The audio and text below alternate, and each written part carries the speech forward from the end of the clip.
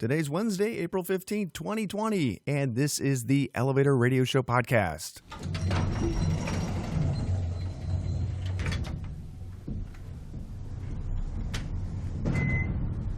You're listening to the Elevator Radio Show, a weekly podcast dedicated to news and information for the entire elevator industry. Whether you're a contractor, consultant, inspector, manufacturer, or mechanic, this show has a little something for everyone.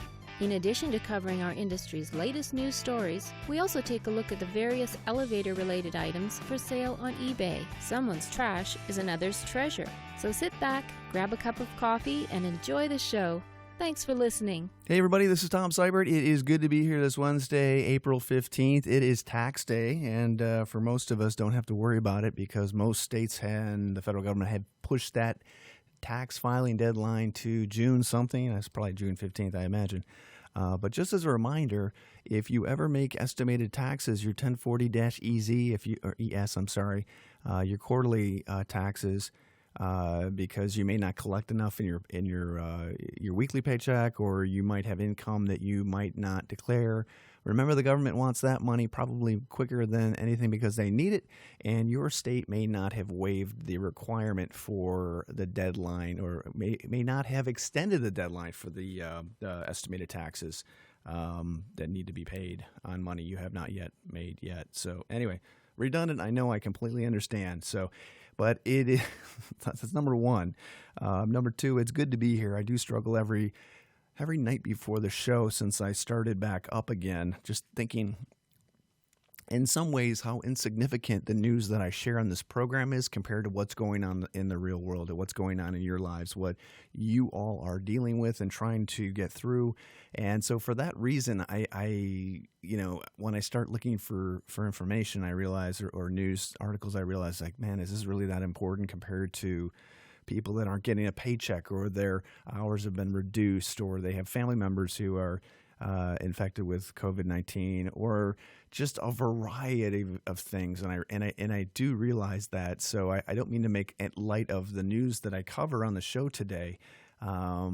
So just so you know, I'm using this platform, this program, as kind of my venting area to share with all of you, because there are days that have definite challenges for me, for my family, and those that I work for, and those that I work with, and it is not easy. So as much as I try to put up a good, strong front, it's not easy, and I know a lot of you out there are doing the same thing. So just want to share a little bit with you. It was one of those weekends where just was not an easy weekend. My mom, who is I'm very proud of to say she's a cancer survivor. She beat cancer. But however, with that, she did not go unscathed in the effects of the treatment and what it did to her body. So she's been lucky for a long time. She hasn't had to go into the hospital or require emergency room type treatment or extended stays at the hospital, but it seems to happen every 2-3 years maybe, where she requires medical assistance. And if you can imagine, this is the worst time to go to a hospital for a variety of reasons, some of which I'm going to share with you on the show right now, because while I am grateful at the first responders and the essential workers in the hospitals and whatnot, it's very disappointing to see the level of care that she received, and just the whole process compared to what it had been in the past. And for that reason, it's kind of a catch-22. I'm glad she's not in the hospital anymore, but at the same time, I do feel like the level of care that was given to her was not adequate enough for her to return home. And that's my point with this is I'm just trying to vent and let everybody know that, not all hospitals are accepting patients. Some of them are in your area. Some of them are earmarked for COVID-19 situations if they arise, or if they are there. The thing I did not quite understand is whether or not the rooms and the hospital beds are actually filled up in those hospitals that we weren't able to take my mom to. So let me take a few steps back. Received a phone call from my dad on Sunday, actually, through Tiffany, my wife, that my my mom wasn't doing well and she was going to have to go to the hospital. So once I found that out, we went right over to her house. I wasn't sure whether or not they were going to let my dad in, who's in his 80s.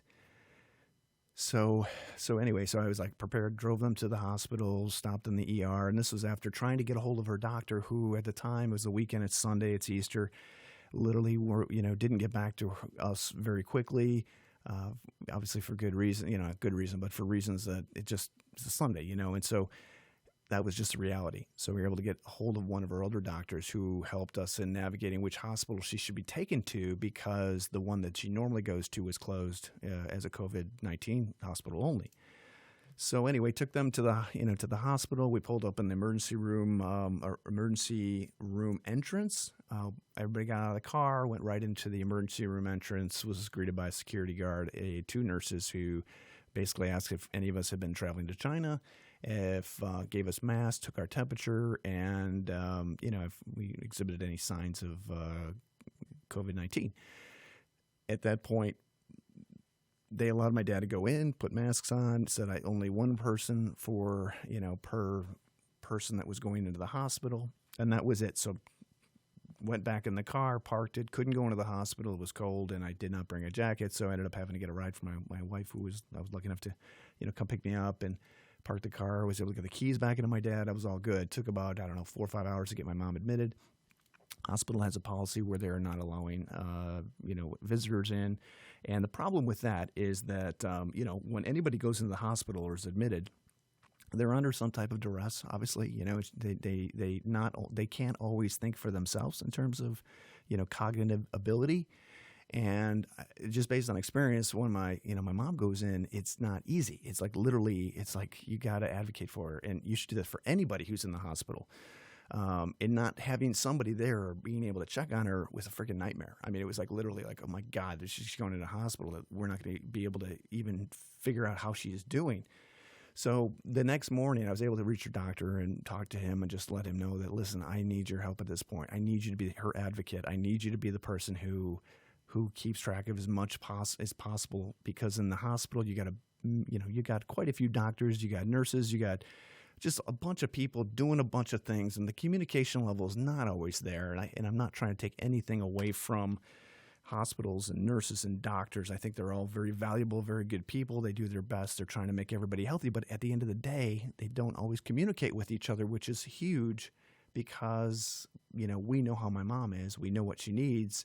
And when things get out of balance and altered, it's just, she can't think for herself in a way that she can be clearly, making decisions.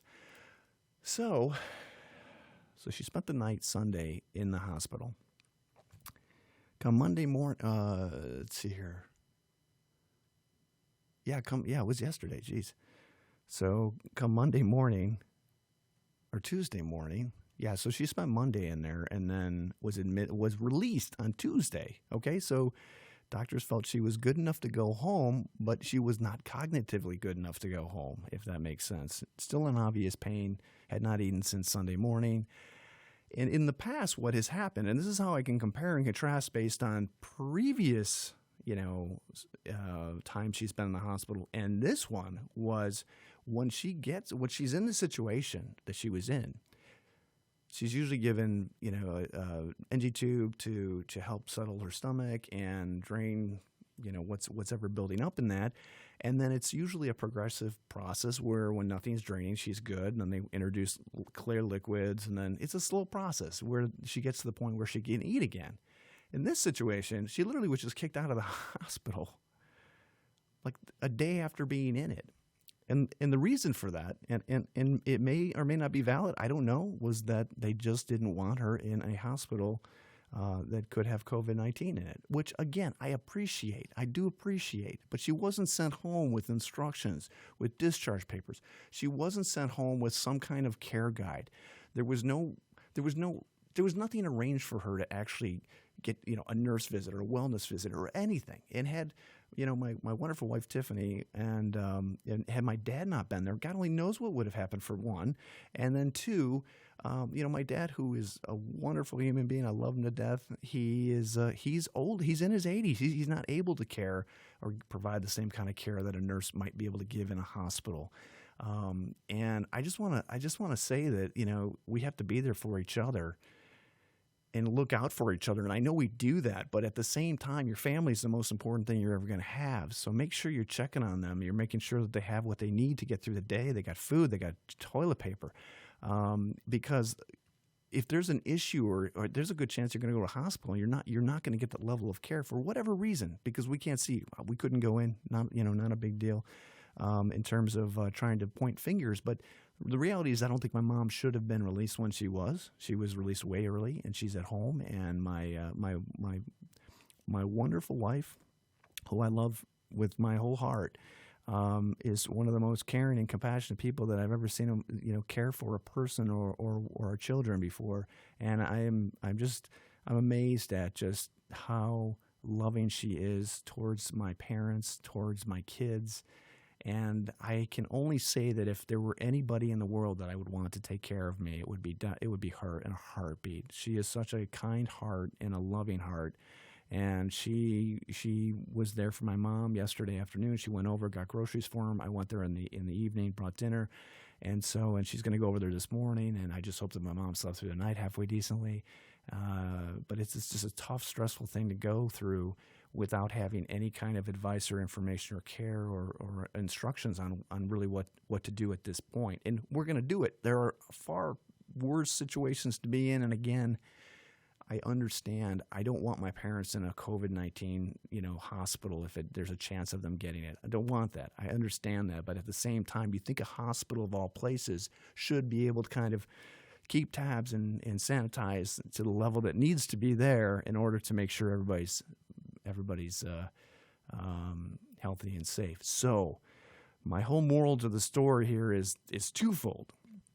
One, keep an eye out for your elders. You might be your neighbor. Check on them. Just see how they're doing, okay? And that's something Tiffany does a great job of as well in our neighborhood. We have a neighbor across the street, and she periodically checks on him and just makes sure that he has food, and that's wonderful. I mean, that kind of loving spirit it should be there all the time, regardless of COVID-19 or whatever. That's what we should be about, not this whole crap that's on Facebook and people just obliterating each other on their personal stories and the political views is a bunch of bull. I mean, honestly, it's a bunch of BS, and I'm just getting tired of it. The other thing is that try not to go to the hospital. I mean, honestly, if doctors are saying it's bad there, and again, I don't know what they're basing that on or what the deal is, or if they're preparing for the zombie apocalypse in terms of beds not being there. I think that's what they're doing because they are dedicating all resources to that, which I don't necessarily agree with. And if it's really unfortunate. But again, I don't know all the details. I don't have information. All I see is a hospital that's locked down with a security guard, everybody in masks, and that's about it. So that was my weekend story. So I'm hoping for a very quick recovery. I hope today. I hope the rest help my mom out, and then she can eat some food at some point after she's gotten through her clear liquid stage. So that was a lot to share, and I do apologize for that. In terms of work, we're on the work front doing my best to try to keep my team as healthy as possible, as all of you are probably trying to do. But you realize that personal protective equipment in a machine shop is not easy. We used to be easy to get gloves. Used to be easy to get dust masks, not the N95 ones. Used to be easy to get just literally mechanics gloves that aren't even sterile, that you wouldn't even be using in a medical situation. All that is not easy anymore at all. We can't. It's becoming more and more difficult just to protect workers from a normal perspective. So, and I don't know what the next shortages are going to be, and that's a little frightening to me. So, on the sanitation or the antiseptic, or on the sanitizing front, I should say, I'm using the wrong word, but that is the right word. We have enough of everything to keep our building clean we have enough soap, we have enough paper towels, we have enough gear to make sure that our facility is clean. And that's my number one concern. No matter, I tell people that all the time. I'm like, listen, you got guys in the shop complaining they don't have like gloves and I'm like, listen, that's not a priority right now. That is not a priority. Just wash your hands. Don't stick your fingers in your eyeballs, and we'll all get through this together at some point. So, but the day that changes, it's going to be an issue. We've already started to see some of our vendors who were essential at one point start to shut down. Start to like just say, listen, we're going to shut down. We're shutting down until May 1st. Pending whatever happens to the economy. And I want to say, I have a feeling it has more to do with just lack of work than anything whatsoever, which is understandable. So this is going to affect supply chain. We're also seeing other shortages on like mills, make brass tubing, and I don't understand it fully. And it's like a frantic. Every day has its own set of challenges that doesn't seem to want to end, unfortunately. And that's just the reality that we got to deal with. But it just kills me to hear our governor of Illinois just complain the fact that it's like they don't think they should have to compete with purchasing stuff from other states. It's like this is what the real business world is like. And I get very frustrated when I hear our governor talk about him being a business owner. The dude's a millionaire. He's a billionaire. He's a billionaire. His reality of what it's like to run a business is nowhere close to reality. I can guarantee that. I'd love to talk to him about how payroll is done and the finer details of supply management.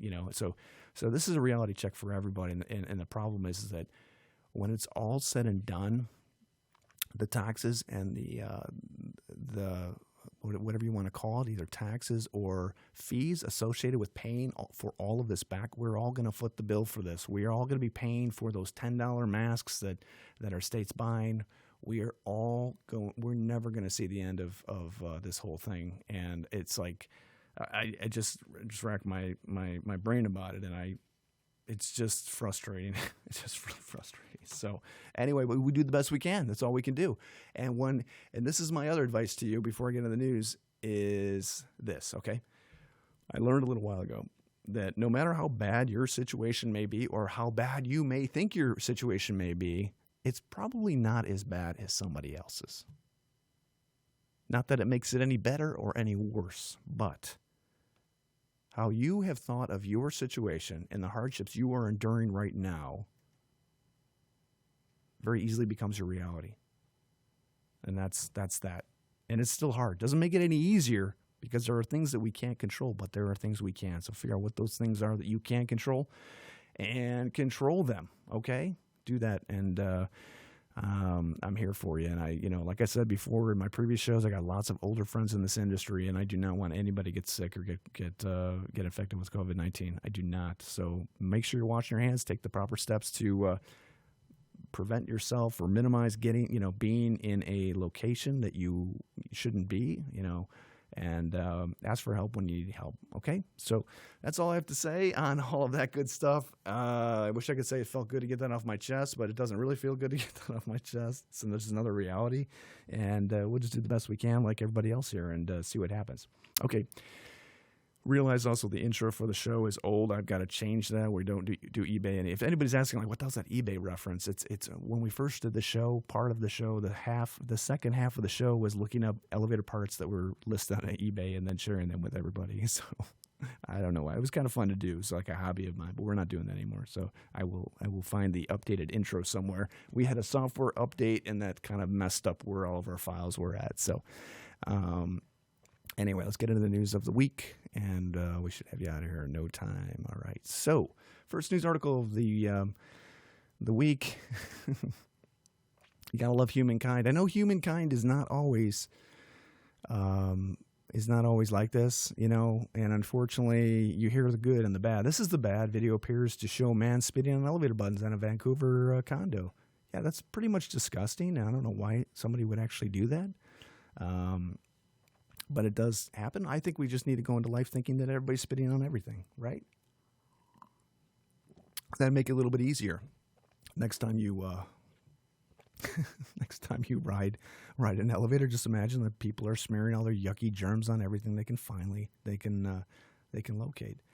Okay, next news article. I meant to drop this one into the bottom of the the bottom of the notes. I didn't mean to give so much attention to it either. It's training minutes from this fire engineering, spotting the elevator from the elevator machine room.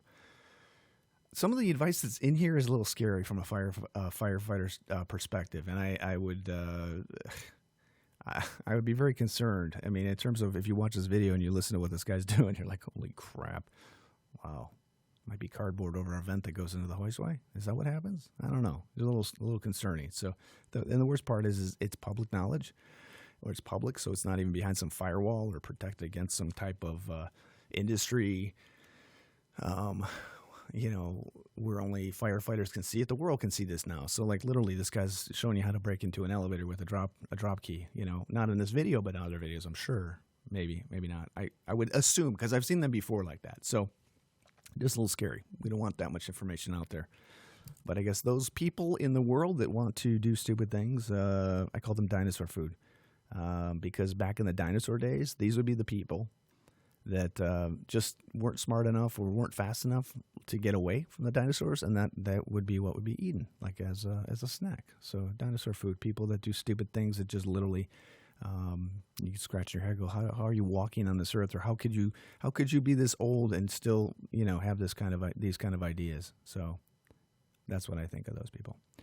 Okay, but the next 3 articles talk about elevators and people writing into various blogs and websites and whatnot, and just talking about elevators being, can I ride the elevator with my coworker? Can I ride it with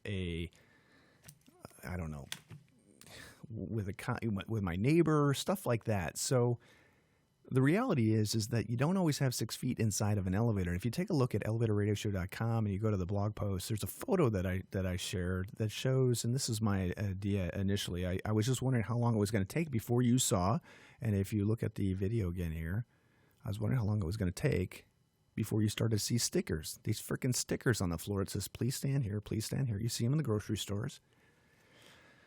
But to some degree, it's like you don't even have 6 feet here, so I'm not exactly sure. They're doing their best to try to contain people. I mean, are we going to see a day when you have little tiny pods that take people up and down, or you have glass barriers in between, between areas that people actually like slide into, so that they're not.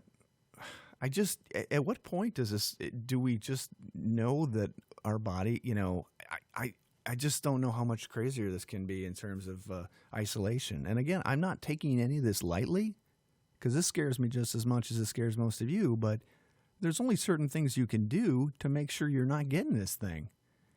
But at the same time, there are viruses, there's the flu, there's cancer. There are many ways you can die in this world. Okay, and I'm just going to throw this out there. We are fragile. We are fragile. What's the word I'm talking about? We're fragile machines. I mean, probably the cave people out in the world, they're back in the BC days, probably lived for about 10 years if they were lucky, maybe 15. Our bodies are fragile. We can't endure a bus hitting us. We can't endure a car. Car crashes are not good. Our bodies are soft. So there are things in the world that are going to kill us. That's just the reality. It's going to happen. None of us are getting out of this alive. And as sad as that is, and as long as I want to be on this planet, man, I don't. When you see the landscape of what our industry is going to turn into, it's going to be a very interesting, it's going to be a very interesting landscape in how we interact. I mean, you want to go to a restaurant where you have somebody in a hazmat suit serving you? I don't. I'm not going to go to a restaurant like that. I mean, are they going to have a bunch of computerized or robots making your food? The landscape is going to change immensely. It's going to affect our industry, and it is going to be a interesting ride. That's all I can say right now. So, yeah. Next one is architecture after the coronavirus. Here's another one here talking about, and that's the video, the image I pulled from. The reality is that they're talking about, making smaller elevators possibly. I mean, this might be a benefit of destination dispatch. There's going to be products on the market that are going to sanitize elevator cabs. I mean, if you look on Facebook or Google, you'll see a bunch of crazy people with literally, toothpicks inserted into a styrofoam, and then a cup on the right. I mean, and then people are using lighters. I mean, there's a degree of just insanity where just one has to think like, man, I mean, what point do you just how far did he go? I mean, how? And then at the end of the day, we all have our own choices in what we're doing, and those in themselves are going to make a difference in how healthy we stay. So,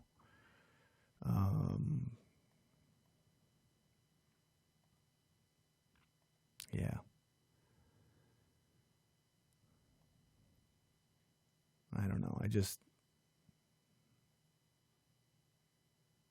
have, and in the next article, condo apartment buildings turn towers into towers of terror. I can't read this, but the article headline is enough to make you think, man, how can you help your condo board members realize that, what needs to be done to make those elevators safe? This is not rocket science. It's not rocket science. COVID-19 has a fatty, surrounding cell. All you got to do is just damage that, and it will go away, hopefully.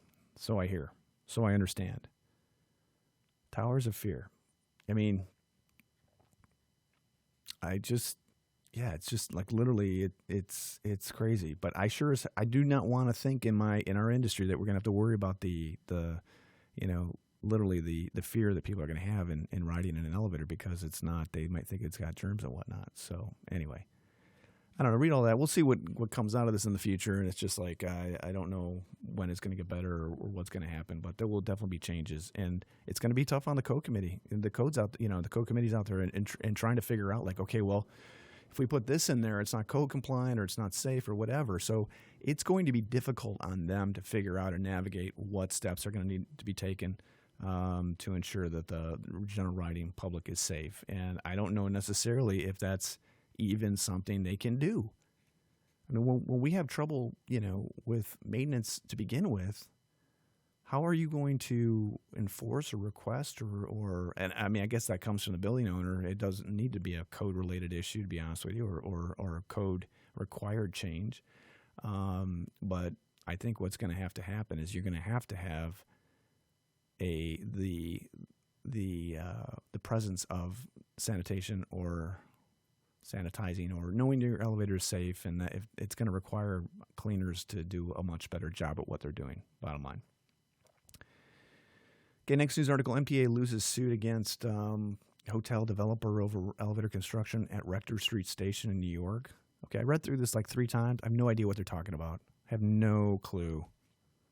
It looks like it's some kind of pissing match between, I don't even know. It's something about hiring a public contractor to do the work. I mean, it's kind of crazy, but it's like, man, if it's this difficult to get something done, they're just trying to put an elevator in, it's like, come on. But I still didn't understand the article. I don't know if anybody would, and I don't care enough. Nobody explained it to me. I really don't care, but maybe it'll make sense to you.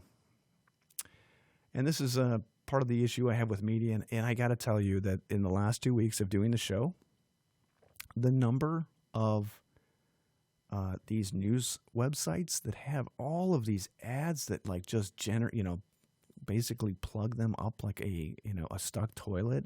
I hate these.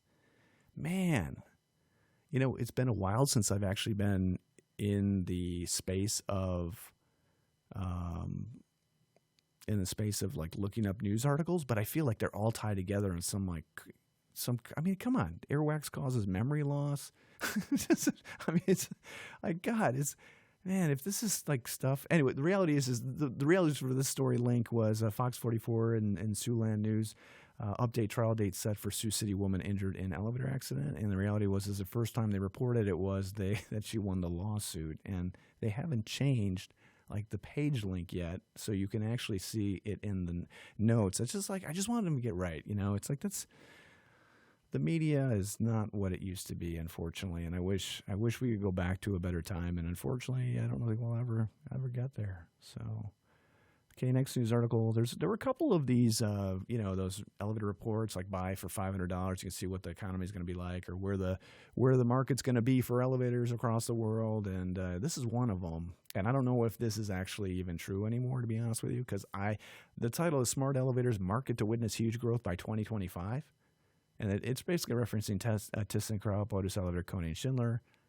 That I don't think this is valid anymore, to be honest with you. So this talks about market share, and I don't know necessarily if I think those numbers are based on previous numbers and some kind of multiplier. But anyway, it's just interesting to see that being posted on the 15th, and it'll be interesting to see what the reality of that is. Next news article. ThyssenKrupp elevator CEO, elevator sales on track despite the coronavirus crisis. Do you think, and I do think, I'm not even going to ask you if you do think, I just know, in the future, I guarantee you're going to see contracts that have language in them that allows them to get out if there is some type of pandemic like this. You'll see it in everything. And our scumbag insurance agents, okay, let me take a step back. That slipped out. I didn't mean that like that. Our insurance agents out there and the insurance companies are going to start to peddle, I guarantee, these kind of coronavirus programs, policies out there. I can't wait for my insurance guy to do that. I can't wait. Oh, it's going to be a good meeting when that happens, when he tells me, yeah, I can cover it. I can cover everything up to $100,000 if coronavirus happens. It's only going to cost you $150,000. I know it doesn't work like that, but still. Or there's going to be clauses in the current business practices or liability insurance that will say coronavirus is not part of any type of litigation or any kind of defense that the policy would cover. You need to buy more for that. Yeah. Sorry, I didn't mean to go so crazy about that, but that's what you're going to see. That is what you're going to see. It's a moneymaker for somebody, not for me, in terms of that kind of market. So yeah, insurance agents and attorneys are not my favorite people on the planet. Not because I interface with, I don't deal with them a lot, but when I do, it's like, oh my gosh, I don't know. Let's see here. Next news article. MTA's shoddy elevators do not violate rights of the disabled. Let me give you some news on this, some information. If you're wondering why this is in any situation, okay, shoddiness is not something you can sue over. That I think. Well, maybe you can, or when. It's from New York Daily News. The reality is this: if the elevator's working, it complies with the Disability Act in terms of whatever features it has. The minute it's not working, it does not. Obviously. So there's no requirement in terms of the ADA Act that notes literally how many days they should be able to run or can run. So yeah, I don't know. It's unfortunate. I want elevators to run. I totally want them to run, especially in those kind of situations. So I don't mean to belittle that, but at the same time, it's hard not to provide some common sense into a situation. And I'm gonna keep listing this note or this story I talked about last week. Elevator safety law awaits Cuomo's. I said it right. I know I killed it last week. I did not say it right whatsoever. Signature months after horrific accident. I've been watching his press release. I've watched two. I think he does a pretty good job explaining what's going on in New York City. But again, I don't understand why this is waiting. I don't understand why it's held up. And the reality is, I'm not sure. It's taken forever. And I just sign the bill, man. Sign it, man. I mean, think about having a hot dog vendor who has a license to serve hot dogs working on your elevator. That's what's happening. And I missed an article, which is very important. Woman trapped beneath that private elevator in Northwest D.C. Dies. The Washington Post reported on this March 30th. Woman died Sunday after getting trapped beneath an elevator at a residence in Upper Northwest Washington. D.C. Fire Department said the woman was found in the 3100 block of Davenport Street Northwest. Officials said. Anyway, they're not sure how it happened, but I'm sure at some point they'll figure something out. But again, this is Washington Post is going pretty hard at Consumer Product Safety Commission in their attempt or unattempt or not wanting to issue any recalls or any kind of requirements that residential elevators be inspected regularly or anything be recalled based on specific design issues that are known to entrap little kids and create safety hazards. And it's I don't know. There's so much in this world that I feel like we could spend money on to try to cure and make a difference in. And it's disheartening to some extent that when the demand comes or when the time comes to do that, we're just not there. Like we are not there as a country. We which it's a little concerning. So I don't know. That's really all I got for today, everybody. Again, I thank you for listening to what I have to say, and if I offended anybody, I don't really care, and because I'm just talking. Nothing I say is nothing I say is concrete. Nothing I say is check your facts, do all that good stuff. And the only thing is I've definitely distanced myself from Facebook. I've realized it, and I'm going to leave with this because I just want to say it. I've realized that there's so many people that just are angry for one reason or the other, and I'm not going to get into those reasons because I'm not going to get political. I'm not doing that right now. I don't care. Don't care about that. I mean, honestly, I do, but I don't. It's not going to change anything. We're not focusing enough on the future and getting things in place to get us back online. Got 17 million people are unemployed, more than the Great Depression. There's only so long they're going to be able to be on unemployment, and the amount of their benefits are not what they used to get. It's lower, and those are from the state. There are huge problems that are here now, and they are about to get even worse. Even worse the longer that this continues on. I've had to distance myself from Facebook because I just get so agitated and I get worked up. My blood pressure goes up, and every time I start to write something, I'm like, okay, I gotta stop. I end up deleting it because I'm like, I do not want to go down this rabbit hole. I do not want to be entrenched with some a-hole that literally just does not want to listen from another perspective. It's not worth it. Do me a favor. Reach out to your family. Give them a call on the phone. See how they're doing. Do that. And then check on neighbors in your area that might need some assistance. Do that. I guarantee they'd appreciate that. I really do. And when you feel like the world is just freaking collapsing upon you, get the hell off of Facebook. Stay away from all that. Just do it. There's so much toxic crap on that thing. It's awful. And it's sad to think that that's what we've become. I refuse to believe that. I refuse to become like that. I don't want to be like that. I don't want to be a troll who's like stalking people because I can. Those people suck. That's it. That's all I got. Another show. We'll see if next week goes a little bit easier and we got some better news to report. I hope we do. So hang in there. Hang in there. Thanks for letting me vent. I appreciate it. And if you want to vent as well, feel free to send your ventings to elevatorradioshow@gmail.com. I've not checked the email, so I apologize. I will try to get to those. I don't know if I can actually deal with them, to be honest with you. So if you want to vent, vent to that email address, and I may or may not read it. So, all right, everybody, do take care. Wash your hands. Remember, a simple way of killing that COVID thing is to wash your hands or anything else icky or the next COVID or COVID-20 or whatever the hell the next thing's going to be. Just wash your hands, man. That's all I got to do. Either that or live in a bubble and watch out and keep an eye out for those that need some extra, extra care and whatnot, then you'll be okay. We're all in this together, obviously. Don't have a choice in the matter, so we'll just keep plugging along.